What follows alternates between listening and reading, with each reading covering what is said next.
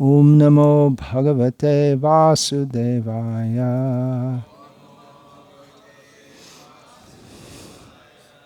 Om Namo Bhagavate Vasudevaya. Om Namo Bhagavate Vasudevaya. Srimad Bhagavatam, Canto 3, Chapter 2, Text 4, Translation and Commentary by His Divine Grace A.C. Bhaktivedanta Swami Prabhupada. Saha Muhurtam Abhut Tushnim Krishna Angri Sudhaya Bhrisham Tivrena Bhakti Yogena Nimagnaha Sadhu Nivrataha Samuhurtam Abhut Tushnim Krishnangri Sudhaya Brisham Tivrena Bhakti Yogena Nimagna Sadhu Nivritaha Samahurtam Abhut Tushnim Krishnangri Sudhaya Brisham Tivrena Bhakti Yogena Nimagna Sadhu Nivritaha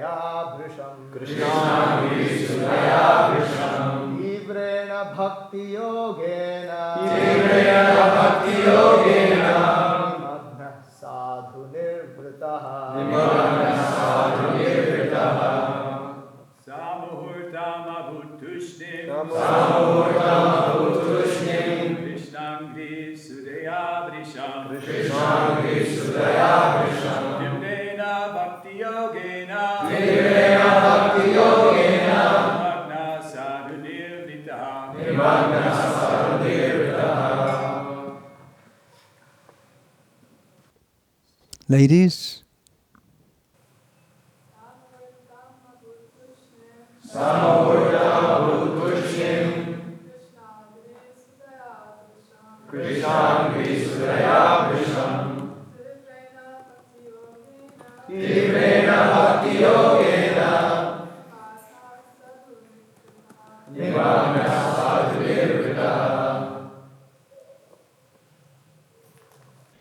Saha Uddhava Muhurtam, for a moment, Abhut became Tushnim, dead silent. Krishna Angri, the lotus feet of the Lord. Sudhaya, by the nectar. Brisham, well matured. Tivrena, by very strong. Bhakti Yogena, devotional service, nimagnaha, absorbed in, sadhu, good, nivrataha, fully in love. For a moment he remained dead silent, and his body did not move. He became absorbed in the nectar of remembering the Lord's lotus feet in devotional ecstasy, and he appeared to be going increasingly deeper into that ecstasy. Purport. On the inquiry by Vidura about Krishna, Uddhava appeared to be awakened from slumber. He appeared to regret that he had forgotten the lotus feet of the Lord. Thus he again remembered the lotus feet of the Lord and remembered all his transcendental loving service unto him. And by so doing, he felt the same ecstasy that he used to feel in the presence of the Lord. Because the Lord is absolute, there is no difference between his remembrance and his personal presence. Thus, Uddhava remained completely silent for a moment. But then he appeared to be going deeper and deeper into ecstasy. Feelings of ecstasy are displayed by highly advanced devotees of the Lord. There are 8 kinds of transcendental changes in the body: tears, shivering of the body, perspiration, restlessness, throbbing, choking of the throat, etc. And all were manifested by Uddhava in the presence of Krishna. Om Jnanatimmirandhasya Jnananjana Shalakaya Chakshurunmilitam Yena Tasmai Shri Gurave Namaha. Nama Shreshtham Manumapi Shatiputram Atra Swarupam Rupam Tasyagrajam Uruparing Maturim Goshtavartim Radha Kundam Girivarama Radhika Madhavasham Prapto Yasya Pratita Kripaya Shri Gurum Tamnatos Vandeham Shri Guru Shri Ataf Padakamalam Shri Gurun Vaishnavangscha Shri Rupam Sagrajatam Sagarna Raghunathan Vitam Tam Sajivam Sadvaitam Savadhutam Parijana Sahitam Krishna Chaitanya Devam Shri Radha Krishna Padan Sagarna Lalita Shri Vishakhan Vitam Guru Vaishnav Bhagavan Tine Smarane Hoy Bigna Binashan Anayashay Hoy Nijavan Chita Puran Hare Krishna, Krishna Krishna, Hare Hare.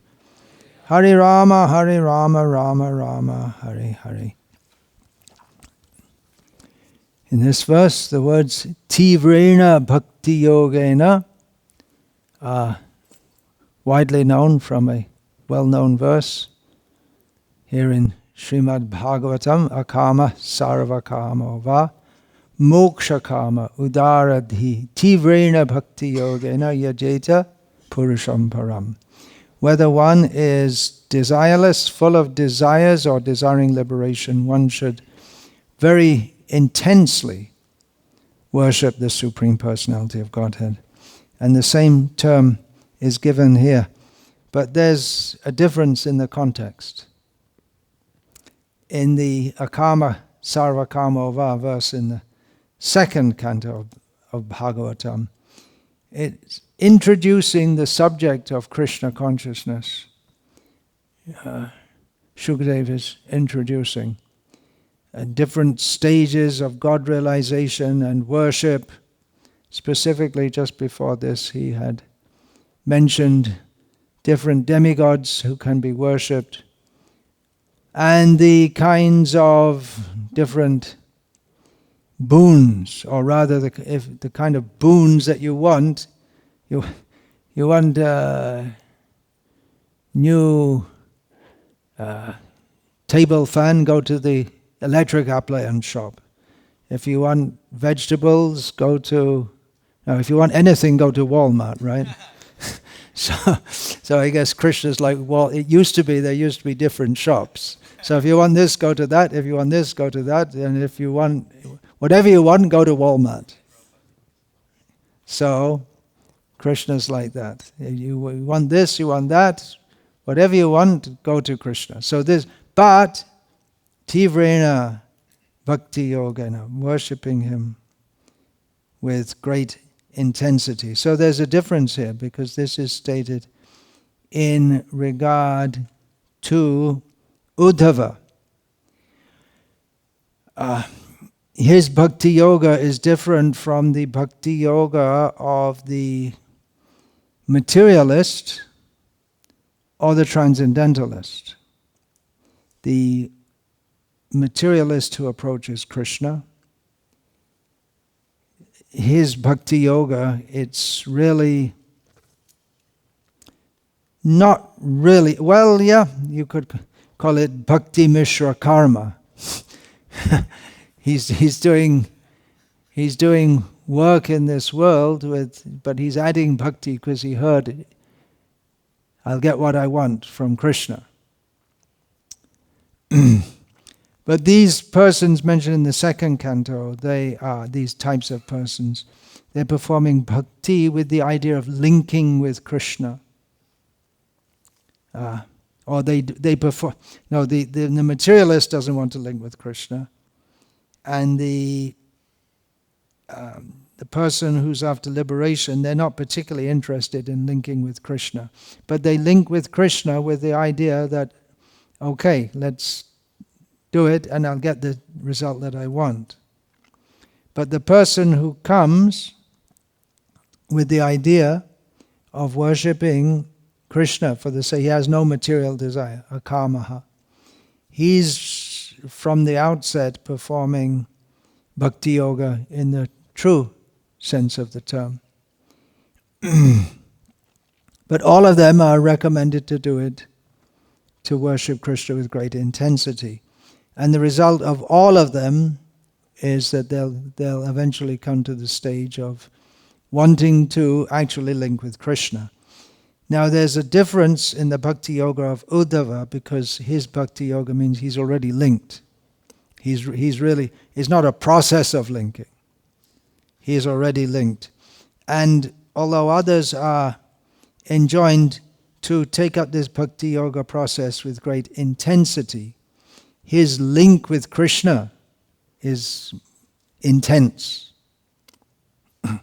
And it's also a matter of performance, that he's still doing Bhakti Yoga in the sense that you don't give it up. You don't give up hearing and chanting and all these practices when one becomes perfect in Krishna consciousness. Rather, one does so with more intensity. So this is the position of Uddhava. He appeared to regret that he had forgotten the lotus feet of the Lord. Actually, pure devotees, they never forget Krishna. Although it might appear that their consciousness is elsewhere. Krishna told Arjuna, Mama nusmara yudhya cha, think of me and fight. The thinking bit comes first. That's the fight, yes, you have to fight. That's what I'm telling you. That's a whole Bhagavad Gita, is to get you to fight. But that's from one perspective. But the message for everyone, that's why Bhagavad Gita is not only for Arjuna, it's for everyone. The message for everyone is to think of Krishna and do your work. What is that? Bhakti Namashoi kori jatana tumi, taka apana kaje. That taking shelter of the holy name, very carefully, go on with your work. Your own work, what you're supposed to do. Apana kaj. So that's, for Arjuna, his work was fighting. But the thing is to remember Krishna and go on, not do anything. But another main point that Krishna is stressing repeatedly throughout Bhagavad Gita, to do work. Niyatam kuru karma tvam. All the time, do your work. Again, karma tvam, you have your own particular work to do. So in the course of doing that, it might seem that someone forgets Krishna, just like you might be absorbed in cleaning the floor. So much floor cleaning and everything cleaning's been going on prior to this festival. So it might seem you're fixated on some stain on the floor, and you're thinking how to get this off and what kind of chemical I have to bring to do it. So where's the thing? You maybe forgot Krishna. In this regard, I asked a question like this. Before I was initiated, I was living in the temple, and before I was initiated, and Mukunda Das Vanachari was there in the temple, who is now Mukunda Goswami, who Druta Kama Prabhu worked with for several years. And was it not? You worked with him closely, that Coming Back book and other projects. So I asked him, how is it you can remember Krishna all the time? We have so many things to do. And he told me he was with Srila Prabhupada at an airport once. And one of the staff, security staff, or I don't know if they had security staff in those days, but anyway, lady asked, this is in America, asked Srila Prabhupada, what's this all about? And he said, Srila Prabhupada said, the idea is to always remember God, always remember Krishna. And she said, how can you always remember him when you have so many other things to do? And Srila Prabhupada gave the example that you're doing your work now, but you're also conscious of your hair. That you want that your hair will be nicely ordered. And you see it's quite common, women, wherever they may be at work or whatever, they bring out their mirror and they look at and see and put their hair all nice and listen. Maybe things have changed now. But I don't think so, because however much they try to snuff out the various natural psychologies of the genders, they're there. So, Srila Prabhupada said, you may not be directly thinking of your hair, but it's always there in your mind. And you see often there's a little break and immediately out comes the mirror and the powder and all this kind of thing. That was the example Srila Prabhupada gave from contemporary life. Srila Prabhupada, I don't think that one's in Shastra, but Srila Prabhupada was able to bring out that example. So Uddhava appeared to have forgotten Krishna, but he's always intensely absorbed in thought of Krishna, and Krishna's always intensely absorbed in thought of him. Uddhava is very dear to Krishna, as Krishna personally told him, Natatame priyatama atmayonena shankaraha nacha sankarshano nashrir naivatmachayata bhavan. Krishna told Uddhava that no one is as dear to me, not even Brahma, who is born from my own navel, Lord Shiva, my brother Balaram, my wife. No one is as dear to me as, and the last word comes in, and Uddhava must have been thinking he's going to say the gopis, because Uddhava knows, but he says, as you. He said to you, no one is as dear to me as you.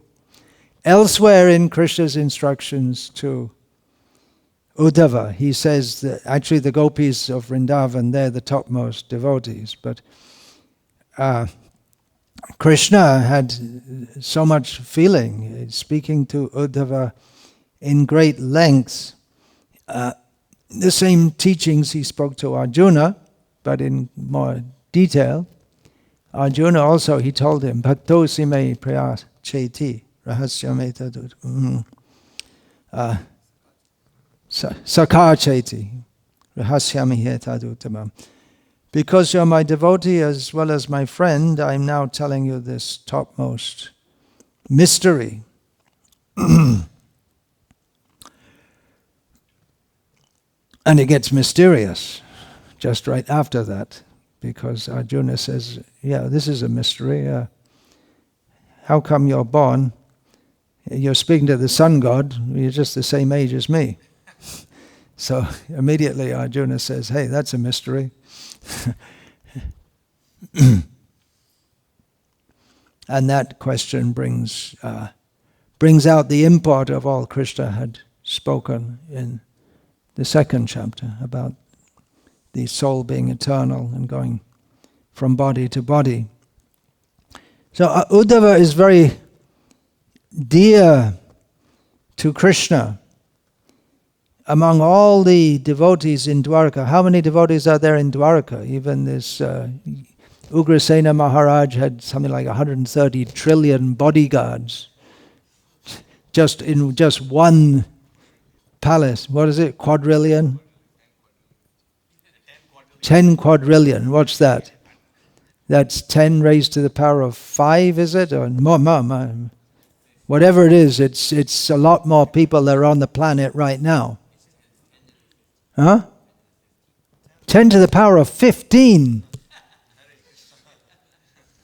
That's getting like the odds of life springing from matter, right?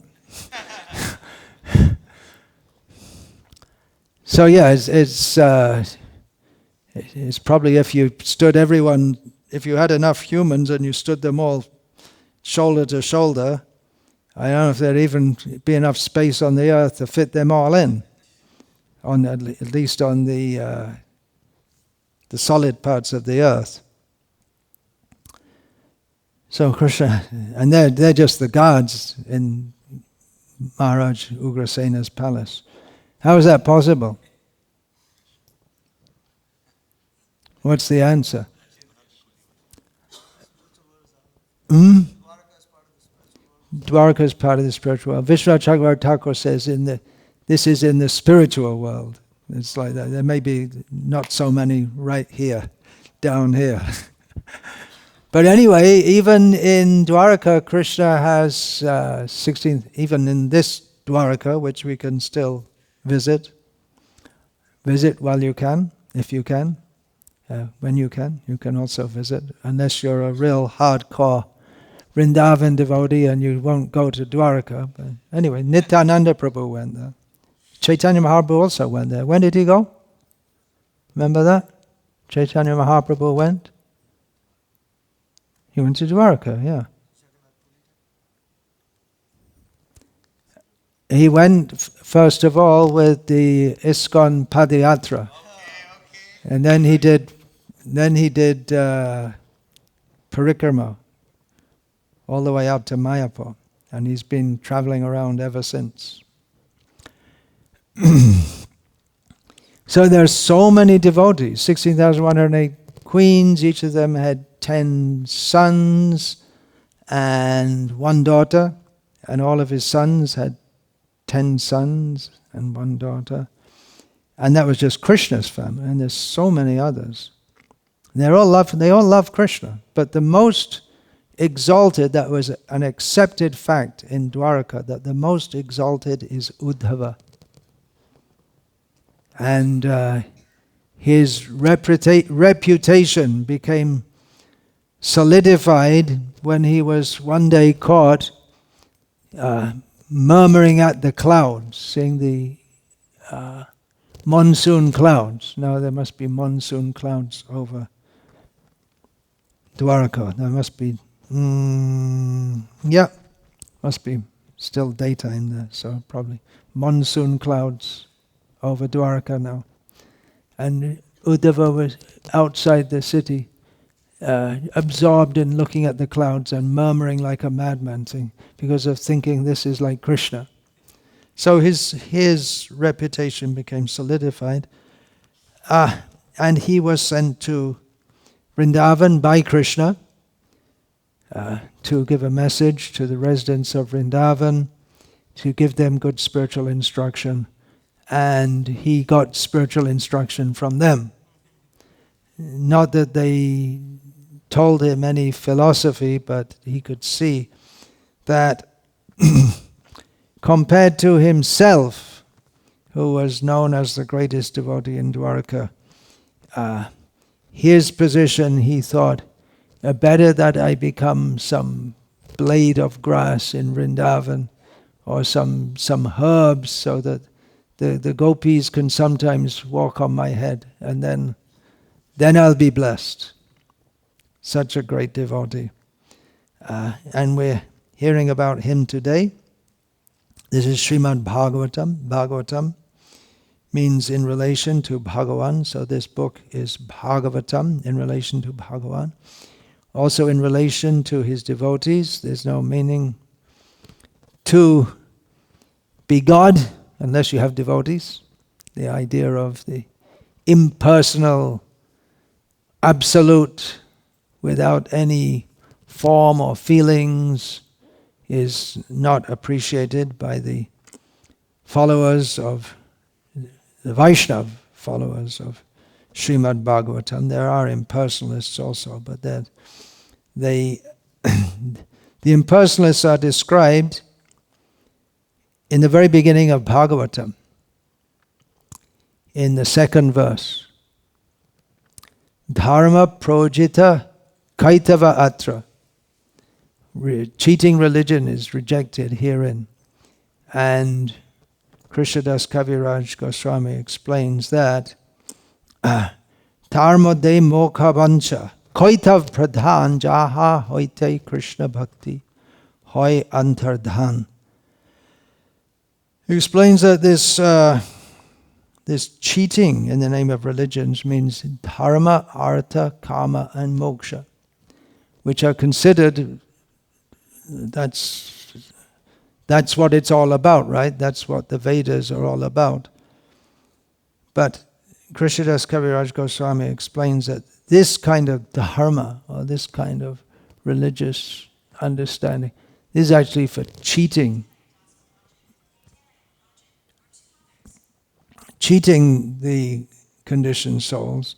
And among them the worst is the idea that I will merge into the existence of the Lord, because by that devotion to Krishna is completely vanished. So Bhagavatam is about Krishna, which means about devotion, which means devotees. There's no meaning to a king without subjects. There's no meaning to being a devotee without Krishna. So we're hearing today about Uddhava, not exactly about Krishna, but if we hear about Uddhava, we have to hear about Krishna. If we hear about Krishna, we should hear about Uddhava. It's all in the package. The symptoms of Uddhava's devotional ecstasy are being described. Srila Prabhupada writes, feelings of ecstasy are displayed by highly advanced devotees of the Lord. Here the word displayed, it doesn't mean making a show, but it means automatically they manifest in the body of a devotee. Although we also see that great devotees, they often don't show these. They may not show these symptoms. Definitely Krishna didn't want Arjuna to show them when he was fighting in the battlefield. He didn't want Arjuna to become stunned in ecstasy. He had to go on with his fighting. Bhima, he had his biggest moment of ecstasy until he killed Duryodhana and was killing Dushashan. So he expressed his ecstasy by drinking his blood and saying, this is sweeter than the nectar of heaven, sweeter than the mother's milk. And he expressed his ecstasy in Bibhatsa Rasa, the disgusting rasa, you could say.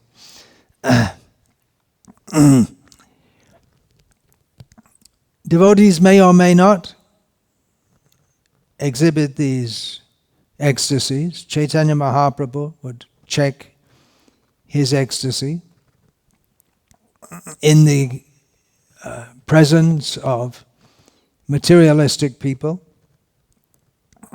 which became increasingly difficult for him toward the end of his pastimes.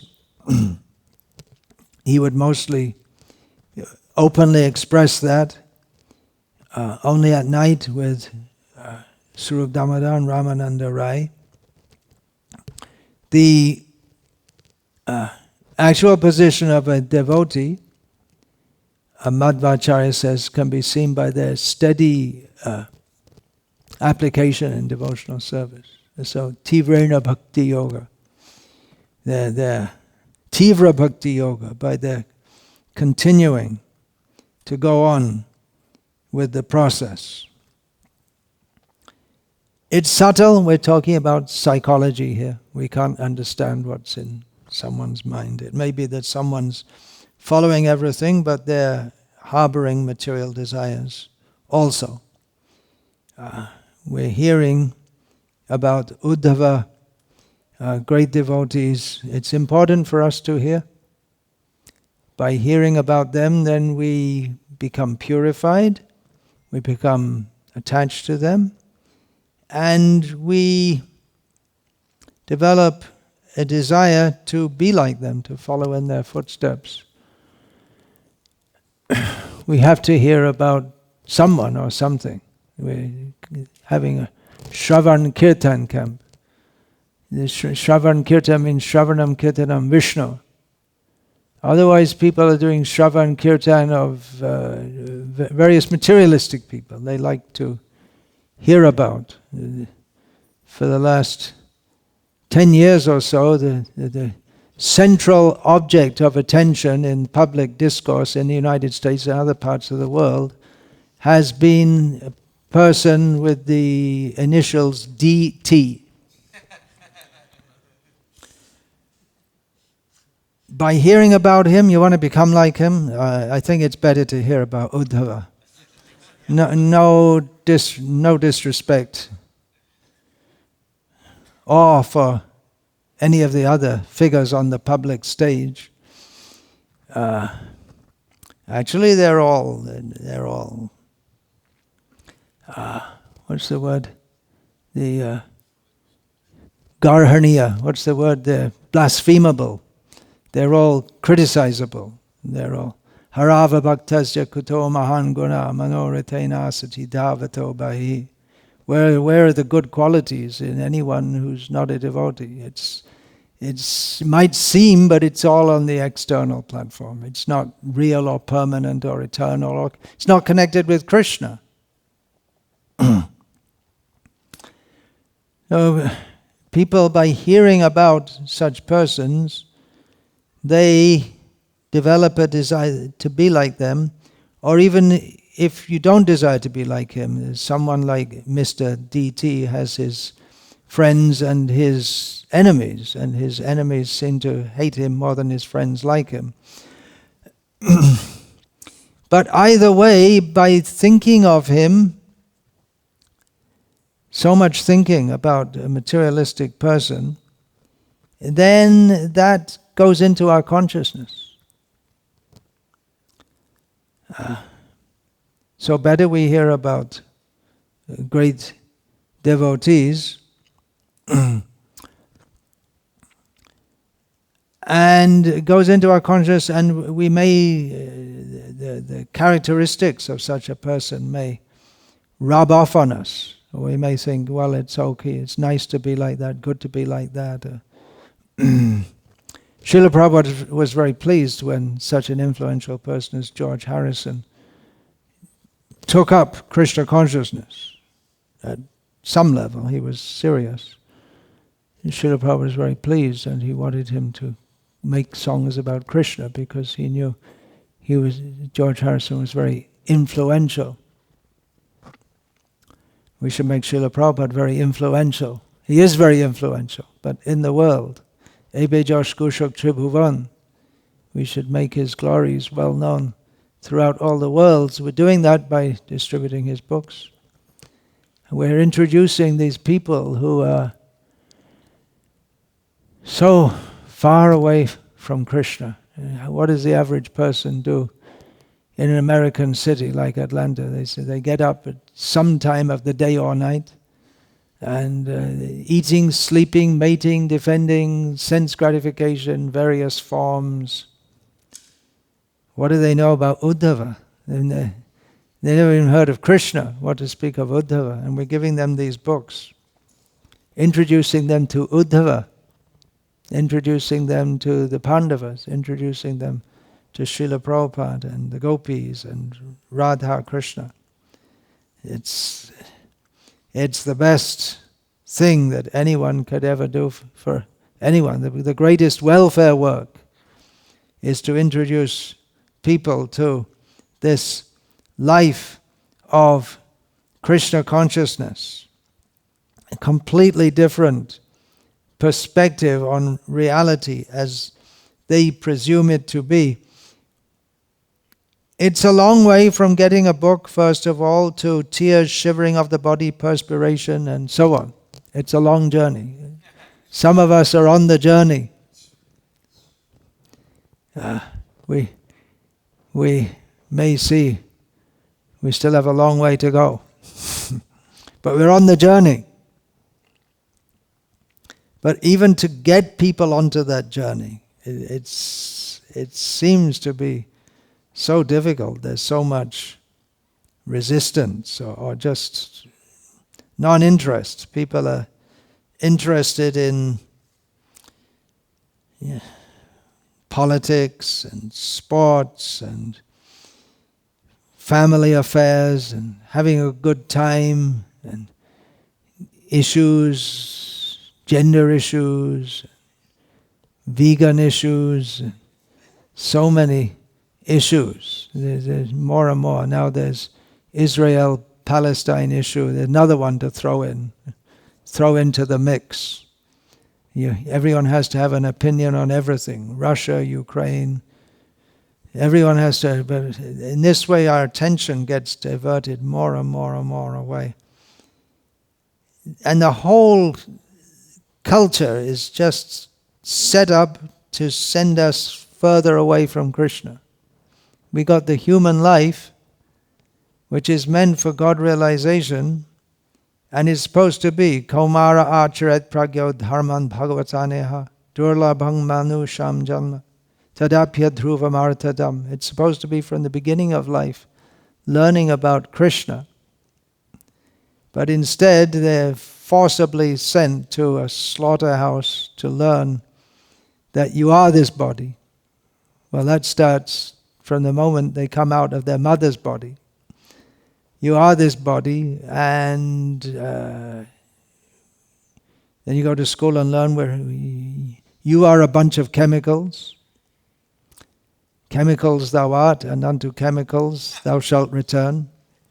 There's no soul. They don't say it directly, but they say that you are just another body which was produced from a long chain of chemical reactions going back to the Big Bang. And we're now living at the pinnacle of civilization, America in the 21st century.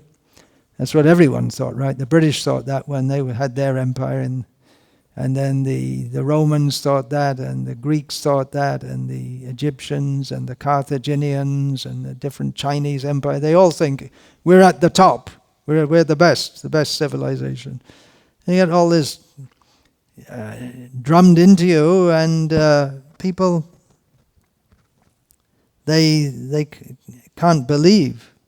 Even if they hear about this, they can't believe. What is this talking about? Krishna, he has so many forms. Sometimes he has 4 arms, sometimes he has 8 arms. Where's the proof? We never saw anyone with 4 arms. Maybe that's human devolution. But he's not human, right? Humans don't have 4 arms. It's very very hard to get there. We want to change the whole way of thinking of the whole society, so that people who are born into this Vaishnava culture, they can take it up from the very beginning. It becomes natural.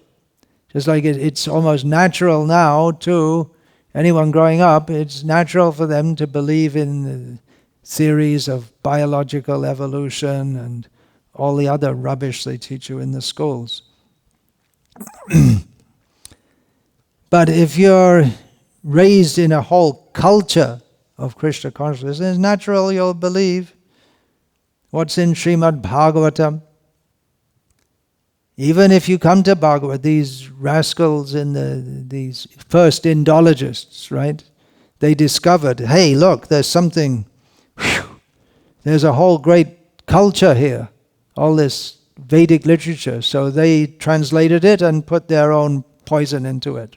So that going on now from the 19th century, if you want to, you can study Vedic literature in the universities, and you'll get all the poison mixed in. That is, just like it states in the Gita, there's allusions to Lokayatikas and the Vaibhashikas, which are different kinds of Buddhists. So it must have been after Buddha came, right? Mahabharata must have been after Buddha came, because and these philosophies came. But these are perennial, these kind of philosophies. They're never completely absent in the world. And they come again and again. But if you go to the university, then you'll find out how actually the Puranas, they were, Manu Samhita was written by the Brahmins to establish their superiority, and so many things. So many nonsense rascal things. So it's a tough job, but it's the age of Chaitanya Mahaprabhu, and by this chanting, Chaito Darpana Marjanam, the mirror of the heart is cleansed. That works individually and collectively also. Without a clean heart, we can't accept the message of Bhagavatam. We have to have faith. Begins with faith. Not blind faith. We have to have faith though. Shraddha Vanjan Hoy Bhakti Adhikari. One can take up devotional service if one has faith. There are so many people trying to give different ideas to break the faith in various ways. Now we heard yesterday how there are so many things being preached that, well, Prabhupada didn't get it quite right, but anyway, the next generation can sort it all out and make right all the things that Prabhupada taught us that were wrong. Sometimes we're thinking we should call Kalki Avatar early.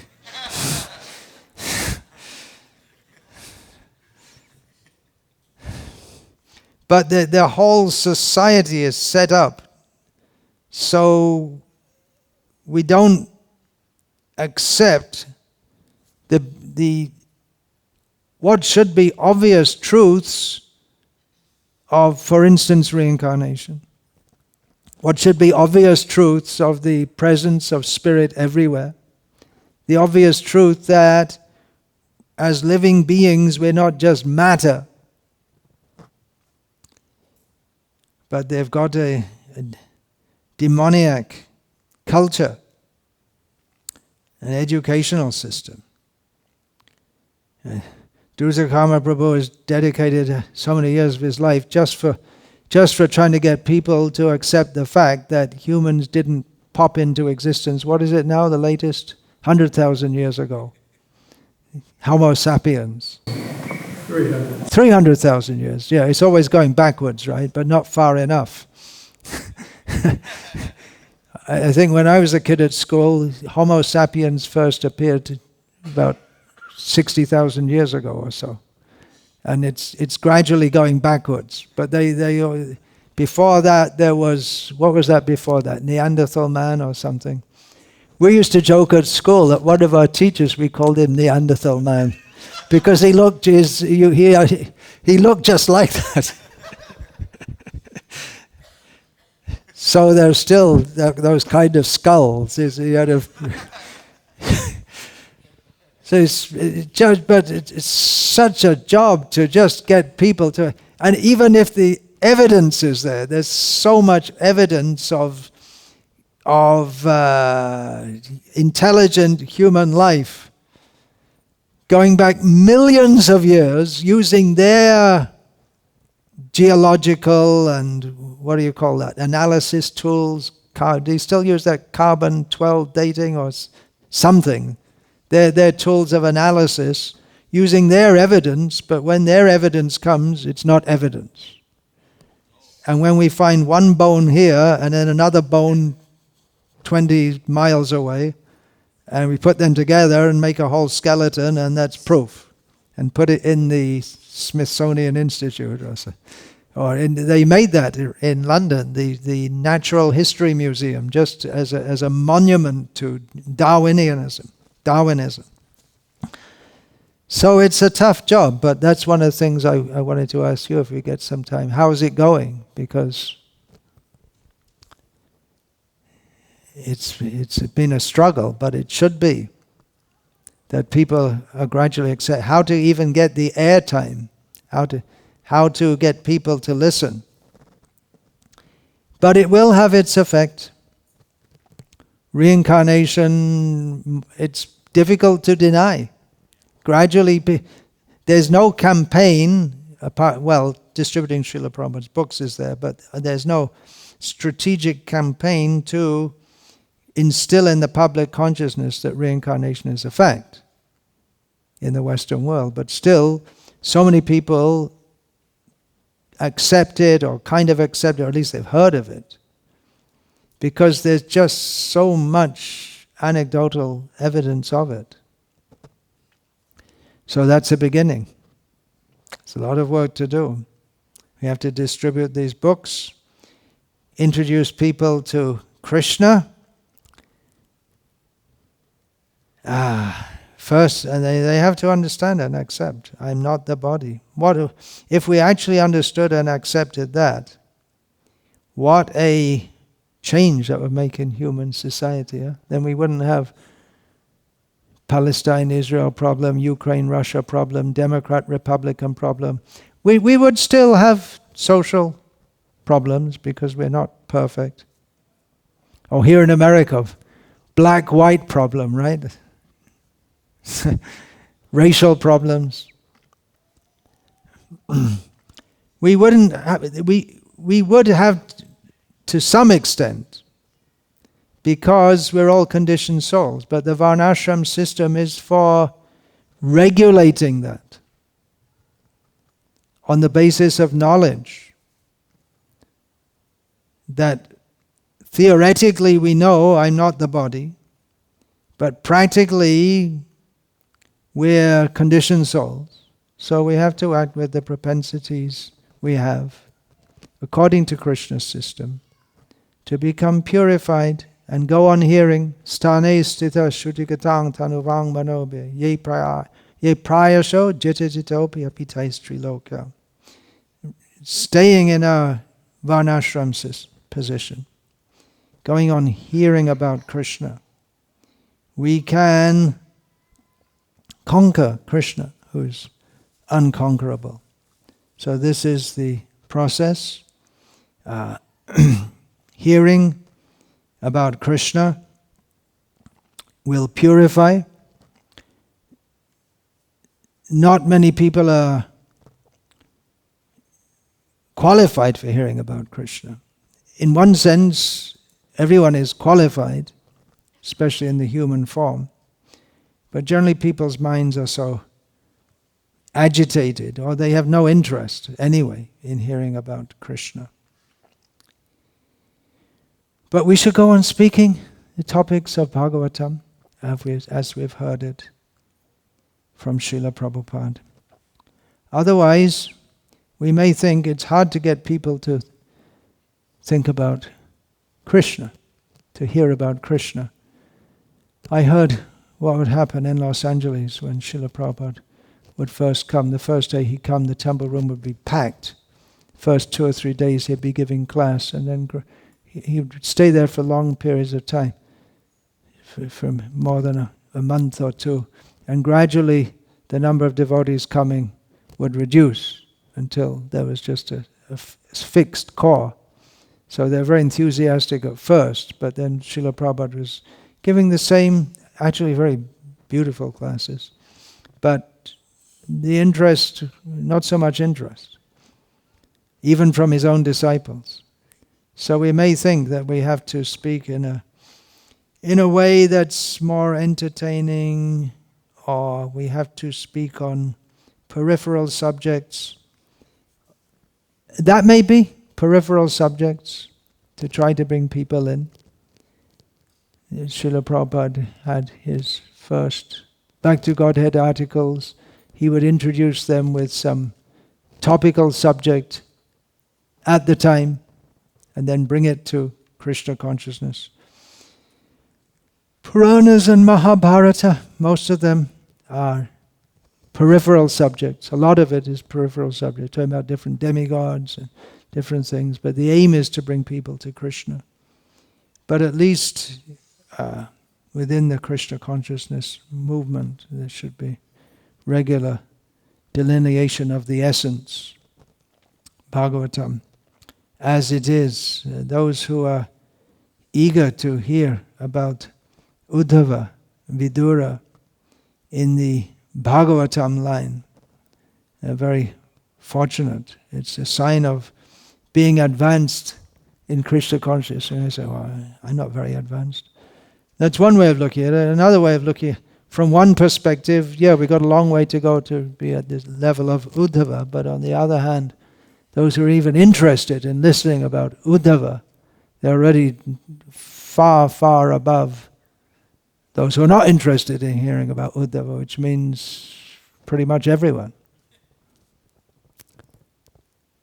So, thank you for coming.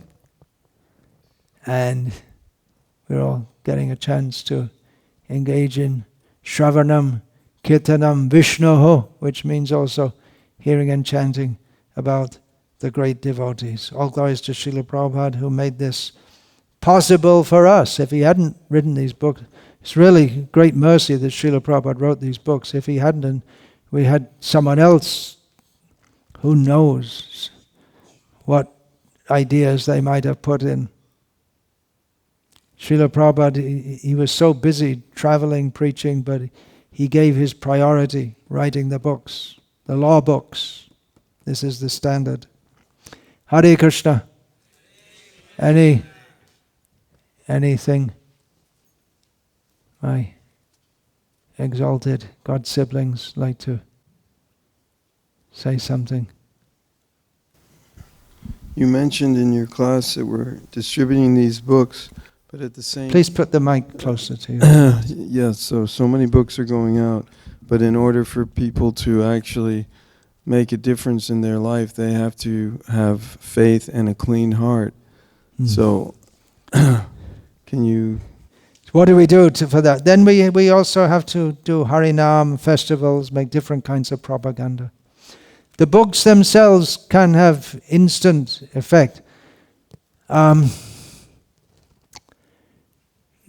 Often devotees say, well, I first saw Srila Prabhupada and it was immediately electrifying effect, transformative effect. But the books, that happens. Just by reading the books, people are electrified. Most people who saw Srila Prabhupada, it didn't click for them. Thousands and thousands, hundreds of thousands of people saw Srila Prabhupada. It didn't click. For some people it did. So the same with the books. It's not going to click with everyone. But anyone who saw Srila Prabhupada was immensely benefited. So in the same way, anyone who gets Srila Prabhupada's books, they're immensely benefited. If the book is in their house, they most of them are eating meat and doing all kinds of things, but the book is there, it's going to benefit them. But we also have to do public Harinam and make our presence felt to generate interest in these things. And we have to be the Hare Krishna movement. You have to be moving.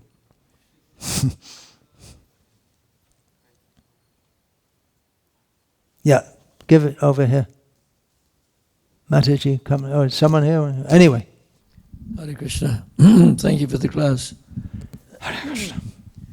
I think that, I shouldn't say I think, better watch what I say. But I heard in Berry Place that if you say I think, you should go and lock yourself in the cupboard. okay, well, I took it back. Anyway, so The great Berry Place temple. I like going to London because the Harinam is so, it's great because all the Muslims come and watch it. They're more interested than others, aren't they? They're very, like London, who've ever been there, it's like the shopping centre of the world. Oxford Street's probably the busiest street in the world. And all these Muslims from all over the Middle East who have a boring life, Underneath the, robes, they wear jeans and Western clothes. Yeah. But if you watch them, they're so fascinated by hearing the Harinam. And they all take pictures of it. And so this is sowing the seeds, the holy name. So when people go back to the Bahrain, Dubai, wherever it is, and they show their friends the chanting and they hear the holy name, so the power of the holy name is so great. Like Haridas Thakur, he was, glorifying the holy name, and all the non-living entities are getting some benefit by hearing the holy name. So all these people in London, whether they're atheists or Muslims or whatever, they're hearing the holy name. So this is very wonderful how all these Muslim people are getting so much benefit, and eventually they'll become devotees. New York also. Yeah. The Harinam is going on. People from all over the world are there. Thank you for the class.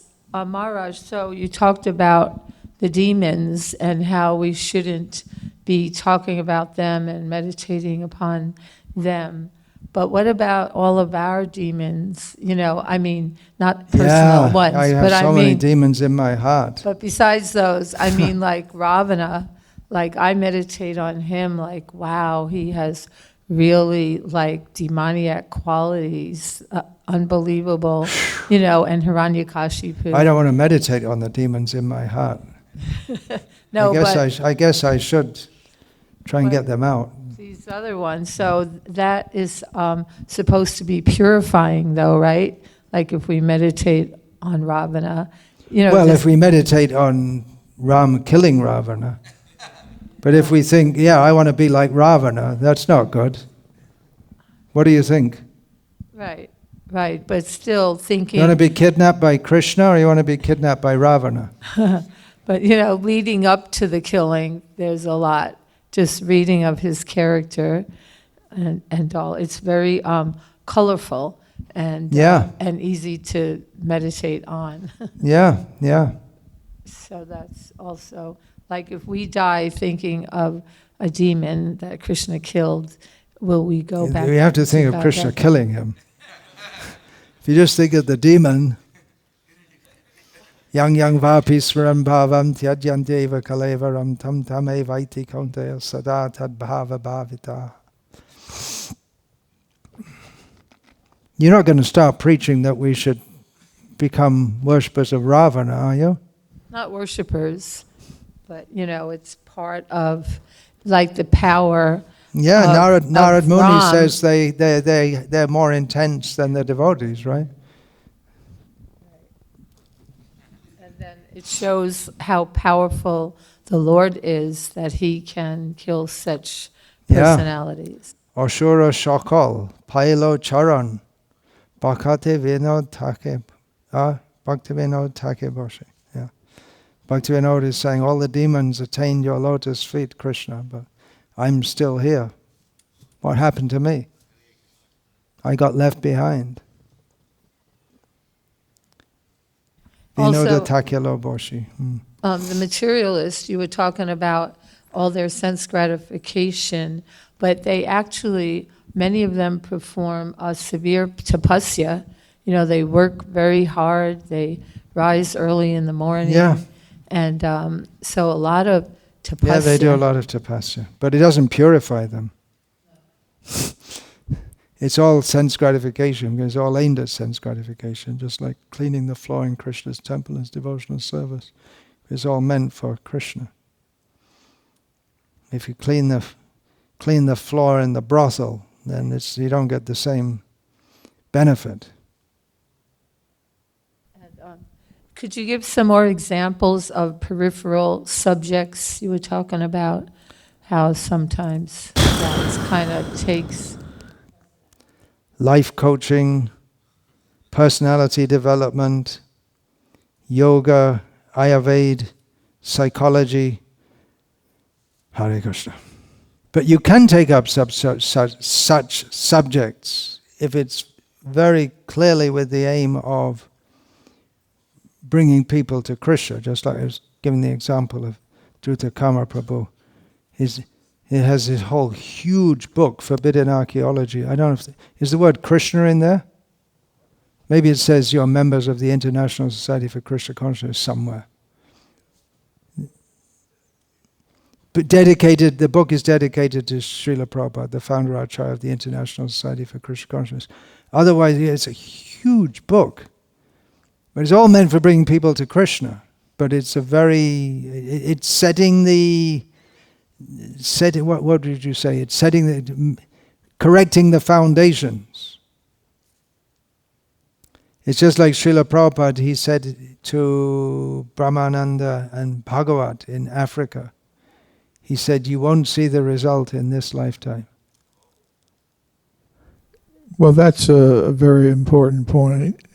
You know, that practically everything we're trying to do to spread the Krishna consciousness movement has a long way to go until it becomes the most influential thing in society. But to get back to the stones and bones of forbidden archaeology, that's not the main evidence. For me as a devotee, the main evidence is the statements of Shastra. Jai! Hare Krishna. Now, it just so happens that our acharyas, including Srila Prabhupada, have said that if you have pratyaksha, sense evidence, and anumana, logic, that support shabda, shastra, the conclusions of Shastra, then they can be used to draw the attention of people to Shastra. So it's not that the pratyaksha and anumana are the main thing, but if they can be used to draw the attention of some people to a Shastra conclusion, then it's worthwhile. Yeah. But it has to be done expertly. Yeah. Because otherwise you can think that Shastra needs to be verified by... Very good point. Yeah. So it's... it has to be done very carefully. We don't... there's no question of rejecting pratyaksha or anuman. But they should be understood in relation to Shastra. Yeah. Not vice versa. Yeah, so that's the point. And then the book was designed to get people to ask, okay, you have evidence that contradicts the current theories. What is your alternative? And that takes you way beyond the archaeology to questions related to you're not the body. In other words, before you ask the question, where did human beings come from, you should first of all understand what a human being is. And there's consciousness, there's mind, there's intelligence. I'm just going to interrupt you. Could we make one session in this camp when you and I are sitting here? I want to ask you questions. Sure. And then you can explain in more detail, because I wanted to ask you personally. But I think everyone would be interested to know. So Yeah. Well, just tell me when and where. then I have a talk tomorrow midday, don't I? We could do it tomorrow. Sure. Yeah, let's get into it more detail then. Hare Krishna Maharaj. Thank you for such a wonderful class. I'm Rasika Govinda Das, visiting from Berkeley Temple. I'm very happy to be here today. My question is that you were mentioning about our leaders with demoniac personalities. And we see that over the years, no one in American society has been getting any pleasure from politics. No one has been getting any pleasure from education system here. And we see we have so many more issues that have, since the 1950s to now, we have more issues than ever before. So what is it? Do you think that people really desire to suffer here? Although people are sense gratifying, looking for enjoyment, but are we so lost in mental health that people are actually looking for what? Sorry? Are we so lost with our mental health today, people are actually looking for misery now? It may be. The more you pursue sense gratification, the more you suffer. And the whole raison d'etre, the whole purpose of American society is to enjoy. Eat, sleep, drink, be merry, and enjoy. Kali Yuga influence. Tatas chanu dinam dharma satyam shocham kshamadaya kalena balina rajan nang shantaya balang smriti.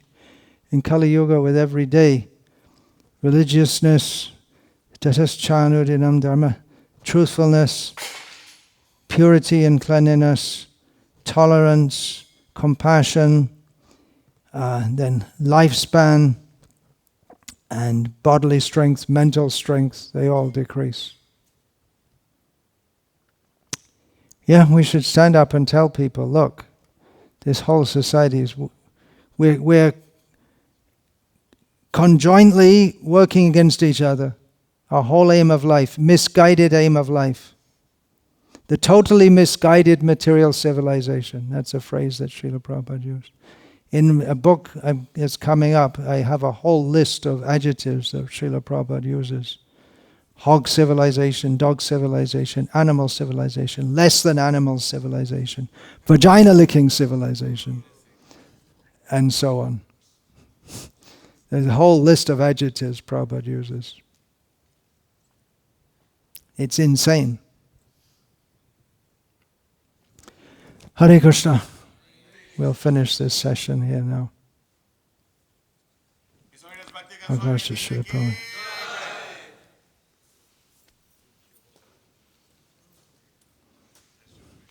Hiranyakashipu civilization.